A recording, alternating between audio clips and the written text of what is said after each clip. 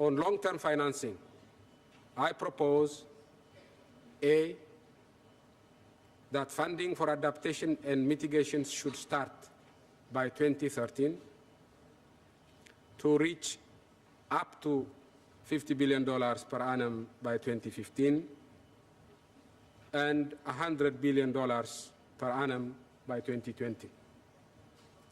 B, that no less than 50% of the fund should be allocated for adaptation to vulnerable and poor countries and regions such as Africa and the small island states.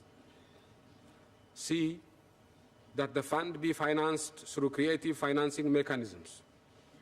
No such creative financing mechanism, from assessed contributions to creative use of SDRs, from taxes on financial transactions to global auction of emission rights, and from carbon taxes to taxes on bunker oil and aviation and so on, none of this should be excluded.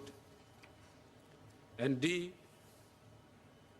that the UNFCCC mandate a commission of political leaders and experts to review all such funding mechanisms and come up with a reliable system of funding to achieve the targets that we set for ourselves, and to submit its report within 6 months. On the management of the fund, I propose A, that a fund for adaptation and a fund for mitigation be established under the authority of the Conference of the Parties, which should determine such things as access criteria, broad parameters of allocation of the fund, etc. B, that a board of trustees composed of equal number of representatives from the developed and developing countries be established to oversee the day-to-day management of the fund. And C, that the fund, the share of Africa of the fund, be administered by the African Development Bank. Your Excellencies, I know my proposal today will disappoint some Africans who, from the point of view of justice, have asked for full compensation of the damage done to our development prospects.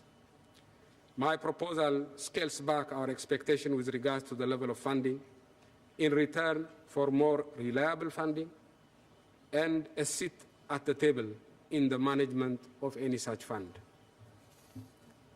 I believe there is an important underlying principle here.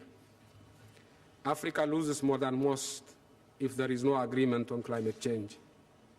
We lose more not only because our ecology is more fragile, but also because our best days are ahead of us. And lack of agreement here could murder our future even before it is born. Because we have more to lose than others, we have to be prepared to be flexible and be prepared to go the extra mile to accommodate others. That is exactly what my proposal is intended to achieve. There should not be any doubt about our eagerness to compromise and seal a deal. But such flexibility on our part should not be confused with desperation. Africa is not prepared to accept empty words and agreements that undermine its fundamental interests and international treaties and agreements. We are determined to make sure that in Copenhagen we will have an agreement that all of us, Africa included, are happy with, or obviously there will be no agreement for anyone. I hasten to assure everyone that this is not meant to be an idle threat. It is meant to be a solemn promise by Africa that we will strive for a fair and just deal, and nothing more or less than that. May I ask, Mr. Chairman, that my proposal be considered with the view to incorporating it in whatever final document that the leadership of our summit might submit to us for final consideration. I thank you for your kind attention.